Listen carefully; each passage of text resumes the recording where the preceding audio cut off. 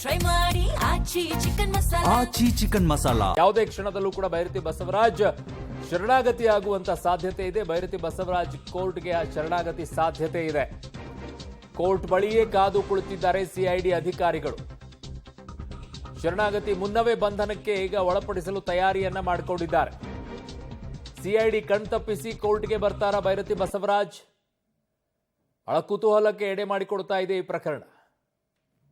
ನನ್ನ ಸಹೋದ್ಯೋಗಿ ಈಗ ಮುರಳಿ, ಕೋರ್ಟ್ಗೆ ಶರಣಾಗತಿ ಆದರೆ ಒಂದು ಕ್ಲಾರಿಫಿಕೇಶನ್ ಬೇಕು ವಿಚಾರದಲ್ಲಿ. ಕೋರ್ಟ್ಗೆ ಶರಣಾಗತಿ ಆಗೋದಕ್ಕೂ ಜೊತೆಗೆ ಸಿಐಡಿ ಅವರನ್ನ ಅರೆಸ್ಟ್ ಮಾಡೋದಕ್ಕೂ ಏನ್ ವ್ಯತ್ಯಾಸ ಆಗುತ್ತೆ, ಜೊತೆಗೆ ಏನ್ ಪ್ಲಸ್ ಪಾಯಿಂಟ್ ಆಗುತ್ತೆ ಅವರ ದೃಷ್ಟಿಯಿಂದ? ಎರಡರ ನಡುವೆ ಇರುವಂತಹ ವ್ಯತ್ಯಾಸಗಳೇನು?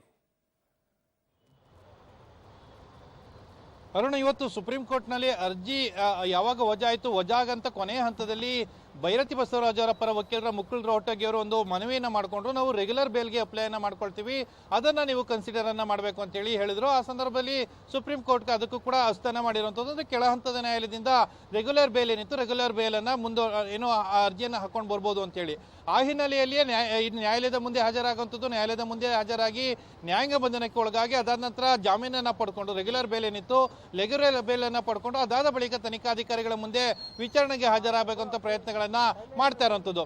ಅಂದ್ರೆ ಇಲ್ಲಿ ಏನಂದ್ರೆ ಪ್ರಮುಖವಾಗಿ ಆ ರೀತಿಯಲ್ಲಿ ಶರಣಾಗತಿ ಆದ್ರೆ, ಕೋರ್ಟ್ ಒಳಗಡೆನೆ ಶರಣಾಗತಿ ಆದ್ರೂ ಕೂಡ ಸಿಐಡಿ ಅಧಿಕಾರಿಗಳು ಅದಕ್ಕಿಂತ ಮುಂಚಿತವಾಗಿ ಬಂಧನಕ್ಕೊಳಪಡಿಸುವಂತ ಪ್ರಯತ್ನಗಳನ್ನ ಮಾಡಬಹುದು. ಅಕಸ್ಮಾತ್ ಅದು ಫೇಲ್ಯೂರ್ ಆದ್ರೆ ಮತ್ತೆ ಕೋರ್ಟ್ನ ಒಳಗಡೆ ಹೋಗಿ ನ್ಯಾಯಾಧೀಶರಿಗೆ ಒಂದು ಕನ್ವಿನ್ಸ್ ಅನ್ನ ಮಾಡಿ ಅವರನ್ನ ಪೊಲೀಸ್ ಕಸ್ಟಡಿಗೆ ಬೇಕು ಅಂತೇಳಿ ಪೊಲೀಸ್ ಕಸ್ಟಡಿಗೆ ಪಡ್ಕೊಳ್ಳುವಂತ ಪ್ರಯತ್ನಗಳನ್ನ ಮಾಡಬಹುದು. ಆದ್ರೆ ಬೈರತಿ ಬಸವರಾಜ್ ಅವರ ಒಂದು ಪ್ಲಾನ್ ಇರುವಂತದ್ದು ನ್ಯಾಯಾಲಯದ ಮುಂದೆ ಹಾಜರಾಗುವಂಥದ್ದು, ನ್ಯಾಯಾಂಗ ಬಂಧನಕ್ಕೆ ಹೋಗುವಂಥದ್ದು, ಅದಾದ ನಂತರ ರೆಗ್ಯುಲರ್ ಬೇಲ್ ಅನ್ನ ಪಡ್ಕೊಂಡು ಅದಾದ ಬಳಿಕ ತನಿಖಾಧಿಕಾರಿಗಳ ಮುಂದೆ ವಿಚಾರಣೆಗೆ ಹಾಜರಾಗಬೇಕು ಅಂತ ಹೇಳಿ ಪ್ರಯತ್ನಗಳನ್ನ ಮಾಡ್ತಾ ಇದ್ದಾರೆ ಅನ್ನೋದ್ರ ಬಗ್ಗೆ ಕೂಡ ಮಾಹಿತಿಗಳು ಸಿಗ್ತಾ ಇದಾವೆ.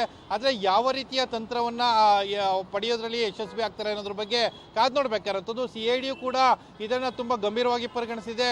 ಒಂದು ರೀತಿಯಲ್ಲಿ ಒಂದು ಫೈಟ್ ಅನ್ನ ಮಾಡೋ ರೀತಿಯಲ್ಲಿ ಈಗ ಅವರನ್ನ ಬಂಧನಕ್ಕೊಳಪಡಿಸಬೇಕು ಅಥವಾ ಶರಣಾಗತಿ ಆಗೋದಕ್ಕಿಂತ ಮುಂಚೆನೇ ಎಲ್ಲಾ ಕಾರ್ಯಾಚರಣೆಯನ್ನು ಕೂಡ ಮಾಡಬೇಕು ಅಂತೇಳಿ ಒಂದು ತೀರ್ಮಾನಕ್ಕೆ ಬಂದಂತೆ ಸಿಐಡಿ ಅಧಿಕಾರಿಗಳು ಕಾಣ್ತಾ ಇರುವಂತದ್ದು. ಅರುಣ್.